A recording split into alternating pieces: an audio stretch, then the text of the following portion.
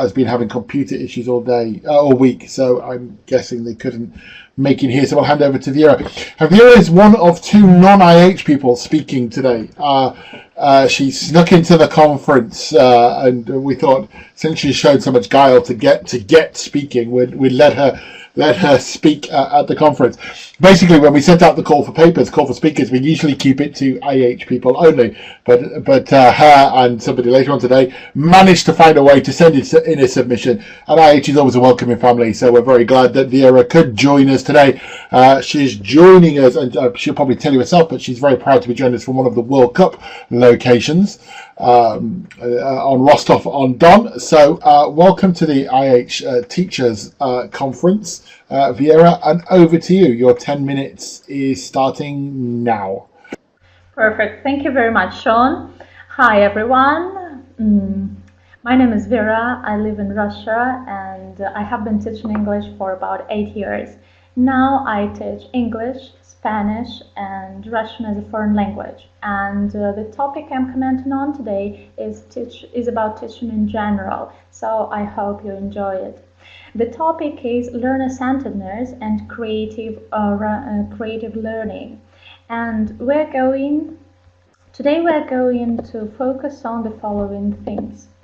Educating the whole person, because during the lesson you deal with many aspects, not just linguistics. Creating a good rapport, this is your special atmosphere in your classroom.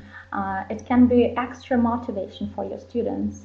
And one more interesting thing that will be my focus today, let them do it, because people are more creative than you might think. Just push them a bit, motivate them, and they will definitely impress you. Okay. So the students learn more effectively when they feel completely involved in the learning, when they know what they do, and when they design, explore, and complete the tasks at their own pace. Moreover, learner-centeredness gives them a sense of control over what they're doing, and it facilitates their interest and engagement and help them understand what they do and how they learn. Okay? We're all people, we are all influenced by feelings, and we can accelerate and enrich our learning by engaging the senses, emotion, and imagination. Just remember that people do not learn when they feel stressed and anxious. If you want your students to learn best, make them feel secure first. And here we face with the term rapport. Rapport refers both to the relationship between the teacher and the students, and to that among the students themselves. Team spirit, cooperation, collaboration, and a harmonious atmosphere in class are the guarantee of the student's successful learning.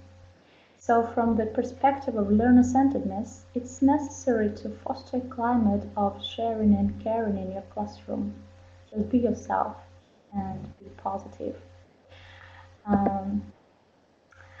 In our studio, in our language center, we create different projects, different presentations with the students, and this is one more thing where they can see their progress, their real progress in learning language. Not just my notebook full of different exercises, but their real progress.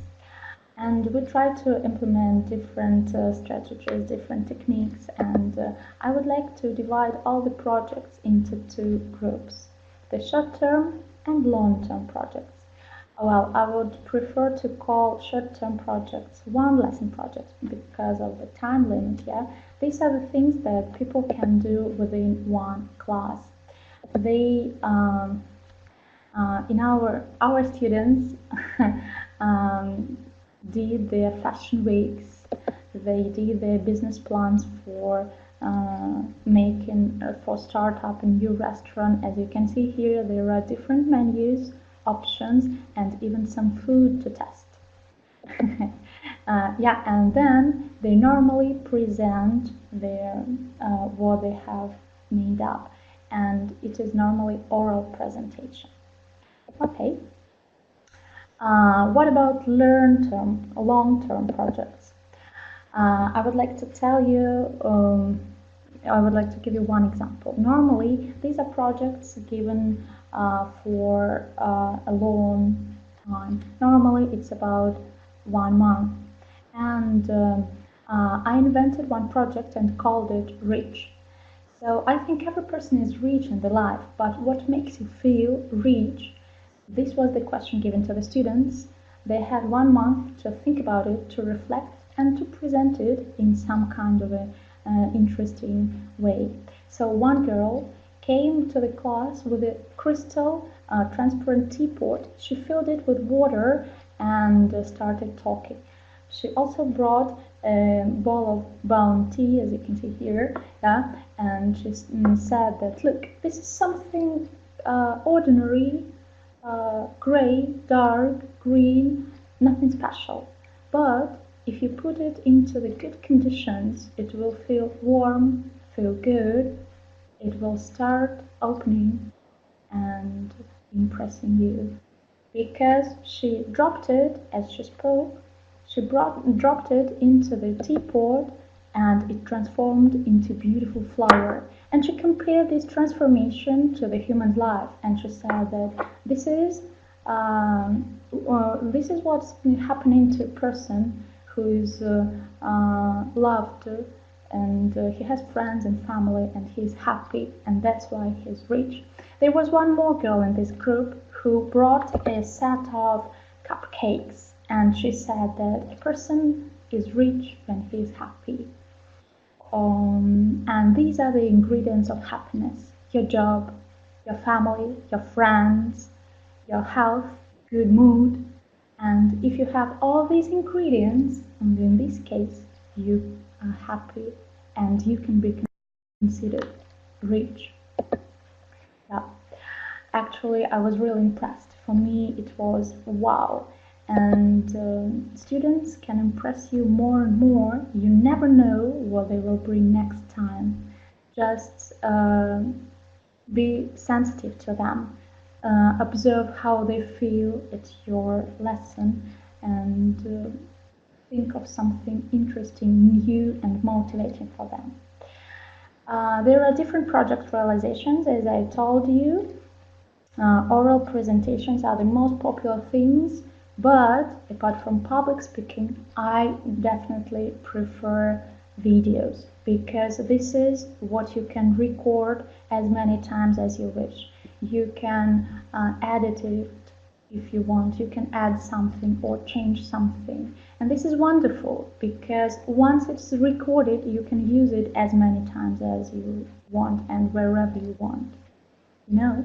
For example, last Christmas, one of my groups recorded Christmas wishes and Christmas greetings, and now there are some groups finishing their short reports for FIFA World Cup 2018, yeah, and welcome to Russia videos. You know, they feel like TV stars, they feel like celebrities, and they are eager and can't wait for the next project, for the next idea, because they really love it. And this makes your learning and your teaching not just classroom and program, you know, it makes it broader, more interesting, more involved, and the students bring some brilliant ideas to the class themselves. And this is when they enjoy it, you enjoy it, and it helps all of you. It helps to progress all together. Just be flexible and listen to them. Well, I think that a teacher has some superpowers. You know, I teach, and I think that this is my superpower. So what's about your superpowers? You know, thank you very much for this time. In case you have some doubts, some questions, or you would like to share your ideas with me, you're very welcome. Thank you. This is my email, so contact me. I think that...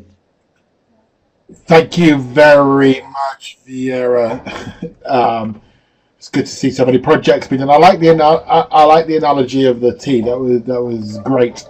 So thank you very much for joining us, and welcome to the IH family. From that, it doesn't matter who you are, though. Your time is up. So can you switch off your mic? Can you switch off your camera? And we'll